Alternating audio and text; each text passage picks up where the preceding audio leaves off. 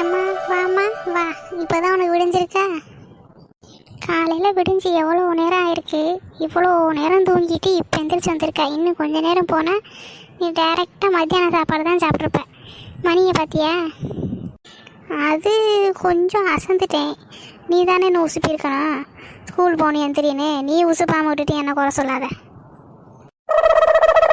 என்ன சொன்ன திருப்பி சொல்லு. நீங்கள் என்ன உசுப்பாமல் விட்டுட்டு என்ன குறை சொல்லாதீங்கன்னு சொன்னேன். காலையில் விடிஞ்சதுலேருந்து நாய் மாதிரி உன் பக்கத்தில் நின்று கத்தியிருக்கேன், எந்திரி எந்திரின்னு. எதுக்காச்சும் ஒன்றுக்காச்சும் ஈ ஊ ஆன்னு ஏதாச்சும் சொன்னியா? எதுவுமே சொல்லாமல் அந்த பெட்டிலேயே உருண்டு படுத்துட்டு இப்போ நான் உன்னை உசுப்பலன்னு சொல்கிறேன். நீ நல்லா திட்டம் போட்டு தானே எனக்கு வீட்டில் இருந்த? ஆமாம், திட்டம் போட்டு இருந்தேன். இங்கே திட்டம் போட்டு நானே கொஞ்சம் டயர்டாக இருந்தேன், அதனால தான் எந்திரிக்க முடியல. நீங்கள் உசுப்புனதே என் காதல் விழுகலை தெரியுமா?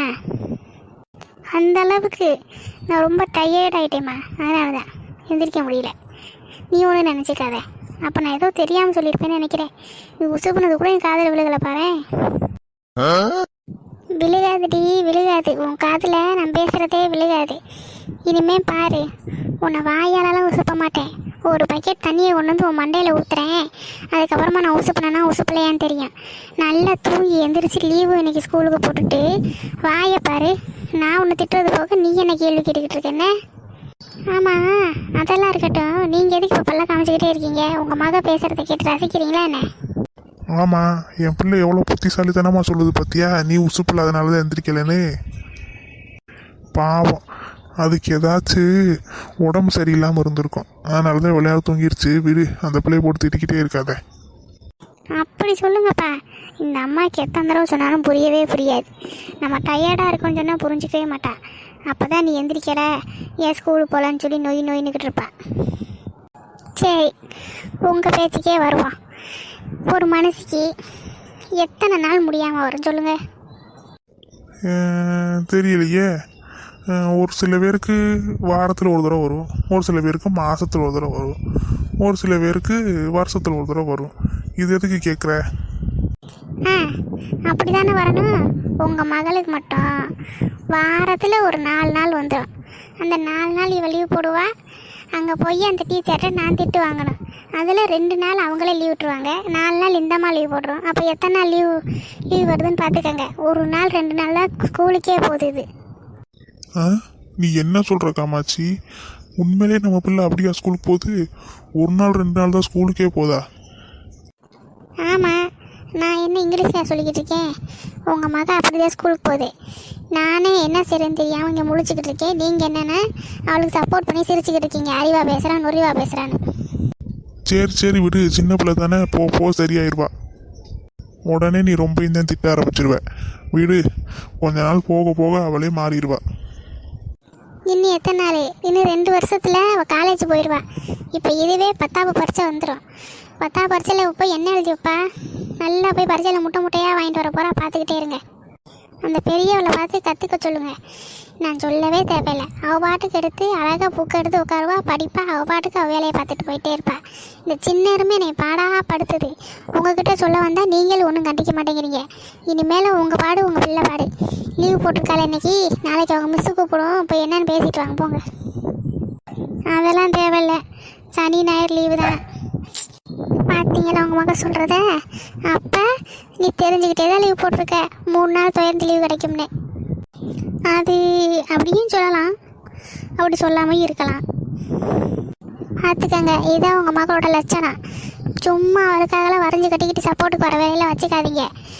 எனக்கு தெரியாது. அப்போ நாளைக்கு இல்லைன்னா திங்கக்கிழமை போய் நீங்கள் தான் உங்கள் டீச்சர்கிட்ட போய் பதில் பேசிட்டு வரணும். நாளை வரவே மாட்டேன்னு சொல்லிட்டேன் இப்போவே. திங்கக்கிழமை மூக்கு சளியை வடிச்சுக்கிட்டு வா. நீங்கள் வந்து எனக்கு ஸ்கூலில் பேசுங்கன்னு அப்போ வச்சுக்கிறேன் உன்னை.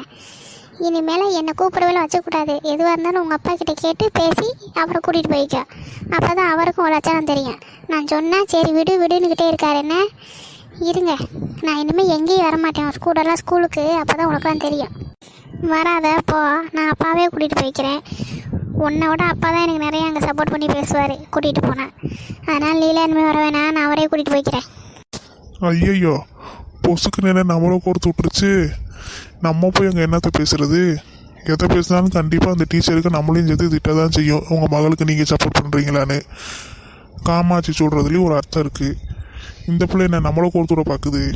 பேசாமல் காமாட்சி பக்கமாக சப்போர்ட் பண்ணி பேசிட வேண்டியது, அப்போ தான் நம்ம தப்பிக்க முடியும். ஆமாம் காமாட்சி, நீ சொல்கிறதான் கரெக்டு. இனிமேல் இந்த பிள்ளை லீவ் போடவே விடாத. லீவ் போடுறதெல்லாம் ரொம்ப தப்பு. 10ஆப்பில் இப்படி லீவ் போட்டால் என்ன பண்ண முடியும்? படிக்கவே முடியாமல் போயிருமே. இதெல்லாம் ரொம்ப தப்பு. அதனால் இனிமேல் இந்த பிள்ளை லீவ் போடவே வச்சுக்காத. லீவ் போட்டால் சொல்லு, நானே கொண்டு போய் ஸ்கூலில் விட்டுட்டு வந்துடுறேன். அப்படி சொல்லி கொடுத்து பழகுங்க. சும்மா அதை பிள்ளை சப்போர்ட் பண்ணிக்கிட்டே தெரிஞ்சிங்கன்னா அப்புறம் சொல்லுபடியே கேட்காம போயிடும். சும்மா அவள் எதாவது சொன்னாலும் சரி சரின்னுக்கிட்டு.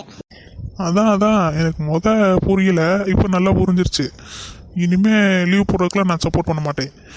நீ ஒன்றும் என்னைய தப்பாக நினைக்காத. இனிமேல் அந்த பிள்ளை நான் லீவே போட சொல்ல மாட்டேன், நீ விட்டுரு. அடா டாடி, கொஞ்ச நேரத்தில் அம்மாவுக்கு ஜாலரை அடிக்க ஆரம்பிச்சிட்டாரே. இவர் ஸ்கூலுக்கு கூட்டிகிட்டு போகிறேன்னு சொன்னனால எப்படி பேசியிருப்பாரோ. பேசாமல் நம்ம அப்படி அந்த பிட்டை எடுத்து போடாமே வச்சுருக்கலாமோ. அப்படி வச்சுருந்தா நமக்கு ஒரு ஆள் லீவ் போடுறதுக்காச்சும் கிடச்சிருக்கும்.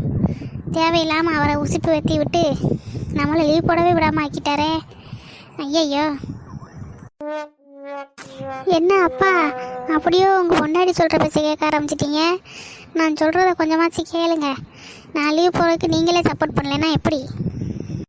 இங்கே பாருமா, லீவ் போடலாம் கூடாது. நீ 10ஆப் வந்துட்டேல, அப்புறம் நீ இன்னும் லீவ் போட்டுக்கிட்டே இருந்தால் எப்படி நீ பரீட்சையில் பாஸ் ஆக முடியும்? அதனால் நான் சொல்கிறத கேளு. இனிமேல் லீவே போடக்கூடாது சொல்லிட்டு. அப்படி நல்லா சொல்லுங்க. அந்த எருமை மாட்டுக்கு என்ன சொன்னாலும் இதுக்கு காதிலே வாங்காது. என்னத்தை சொல்லு, எருமாடு மேலே மழை பெஞ்ச மாதிரி இப்படியே தான் நிற்கிது. இதில் இவள் ஸ்கூல் டீச்சர்கிட்ட போய் நான் வேறு திட்டு வாங்கிக்கிட்டே இருக்கேன். வாரத்தில் ஒரு தடவை திட்டு வாங்கினா கூட பரவாயில்ல. இவள் போகிற அந்த 2 நாள் 3 நாள் ஸ்கூலுக்கு நான் தான் டெய்லி வந்து திட்டு வாங்கிட்டு இருக்க வேண்டியதாக இருக்குது. ஒரு நாள் போக ஒரு நாள் லீவ் போட, ஒரு நாள் போக ஒரு நாள் லீவ் போட, இப்படியே பண்ணி நான் தான் திட்டு வாங்குறேன் அந்த டீச்சர்ட்டெல்லாம்.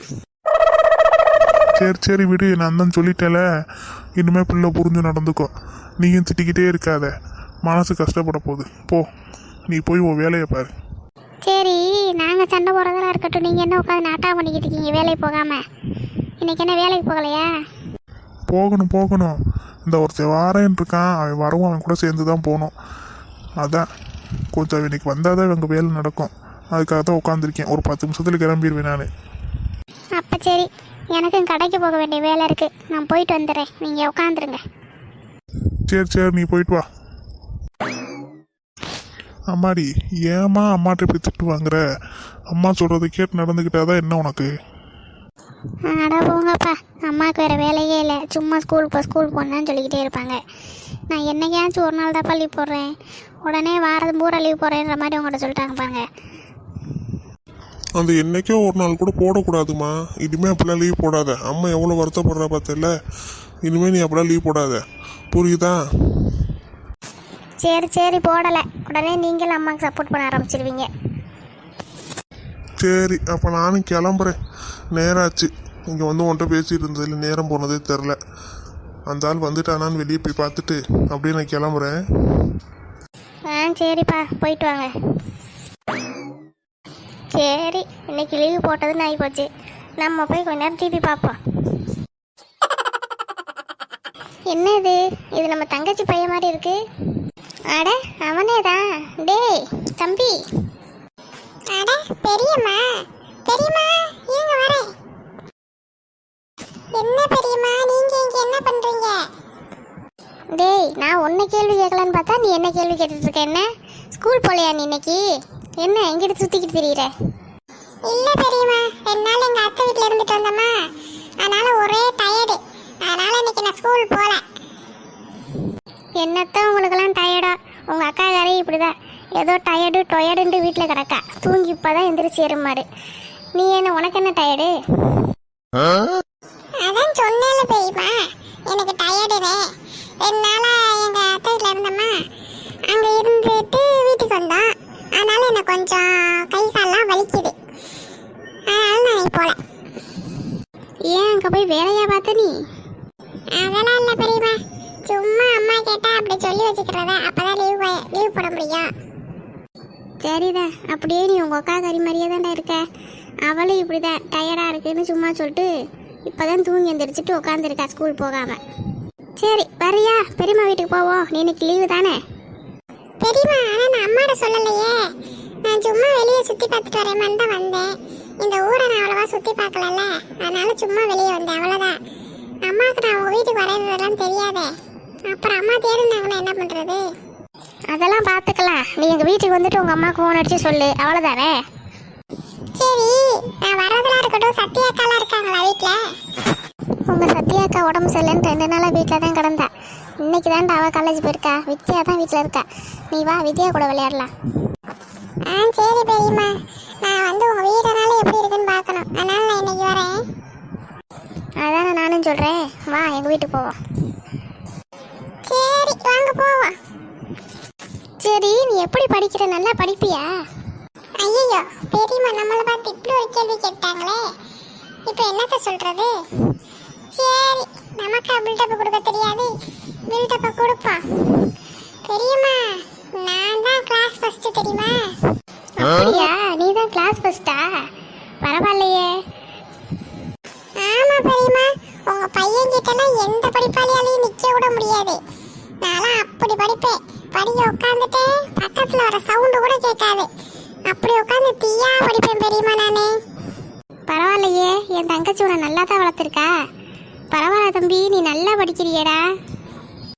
ஆமா பெரியம்மா, நான்லாம் சூப்பரா படிப்பேன். ஆனா என்ன, என் தங்கச்சி அந்த கிரிவாளுக்கு தான் அவ்வளவா படிக்க வராது. அப்பக்கப்ப சொல்லி கொடுப்பேன், சொல்லி கொடுத்தாலும் அது மண்டையில் ஏறாது. என்ன பண்றேனே தெரியல பெரியம்மா. எங்க வீட்லயே அப்படிதான். சத்யா நல்லா படிப்பா. இந்த சின்ன மாடு தான் ஒழுங்கா படிக்காது. என்னத்தை சொன்னாலும் கேட்காது. ஒருவேளை உங்க வீட்டில் அப்ப போல என்ன? ஆமா பெரியம்மா, ஆமா பெரியம்மா, அப்படிதான் கரெக்டா கண்டுபிடிச்சிட்டீங்க. நான் மட்டும்தான் எங்க வீட்லயே நல்லா படிப்பேன் பெரியம்மா. நான் ஏன் படிக்கிற அளவுக்கு எங்க வீட்டில் யாராலையும் படிக்க முடியாது. என் தங்கச்சியெல்லாம் சுத்த கூமுட்டேன். அவளாலலாம் ஒரு பாஸ் மார்க் எடுக்கிறதே கஷ்டம். எங்கிட்ட வந்து பரீட்சைக்கு முதல் நாள் உட்காந்து கொஞ்ச நேரம் படிப்பா, அதுக்கப்புறம் பாஸ் மார்க் எடுத்துட்டு வருவா. இல்லைன்னா அதுவும் எடுக்க மாட்டான். அப்படியா ஐயா? சரி சரி, நல்லா தங்கச்சிக்கு சொல்லி கொடுத்து அவளையும் நல்ல மார்க் எடுக்க வைக்கணும், சரியா? நீ ஒரு நாள் சொல்லி கொடுத்த வைக்க அவள் பாஸ் மார்க் எடுக்கிறான்னா, நீ டெய்லி சொல்லி கொடுத்தா தங்கச்சி நல்லா படிக்க ஆரம்பிச்சிருவா. அதனால அவளையும் சொல்லி கொடு. அவளுக்கும் நான் சொல்லி கொடுக்க மாட்டேன்னு சொல்ல மாட்டேன் பெரியம்மா. அந்த எருமை தான் வராது. எவ்வளோ சொன்னாலும் அது பாட்டுக்கு ஓடிக்கிட்டே தெரியும். படிக்கவே வராது, புக்கே கையில் எடுக்காது தெரியுமா? நான் தான் கஷ்டப்பட்டு முதல் நாள் நைட்டு உட்காந்து கொட்டி கொட்டி அதுக்கு சொல்லி கொடுப்பேன். அதுக்கப்புறம் தான் ஏதோ மார்க் எடுத்துகிட்டு வரும். சரி சரி, நீ இவ்வளோ பொறுப்பான பையனாக இருப்பேன்னு எனக்கு தெரியாமல் போச்சே. சரி வா, நம்ம போவோம். நடங்க பெரியம்மா, நடங்க நடங்க. தம்பி பார்த்து வாயா, கல்லு கில்லு எதுவும் காலில் குத்திராம. அதெல்லாம் நான் வந்து பெரியம்மா, நீங்கள் பார்த்து போங்க. சரி, அப்போ வீட்டுக்கு போனதும் உங்கள் அம்மா கிட்ட நீ ஃபோன் பண்ணி சொல்லிடு, பெரியம்மா வீட்டில் தான் இருக்கேன்னு. அப்புறம் நீ சொன்ன மாதிரி உங்கள் அம்மா தேடிக்கிட்டே திரிவா உன்னை காணான்னு. அதனால் நீ ஃபோன் அடித்து சொல்லிடு. சரி பெரியம்மா, நான் சொல்லிடுவேன். உங்கள் வீட்டுக்கு வந்தோடனே மொதல் வேலை அதுதான், அம்மாவுக்கு ஃபோன் அடித்து சொல்லிடுவேன்.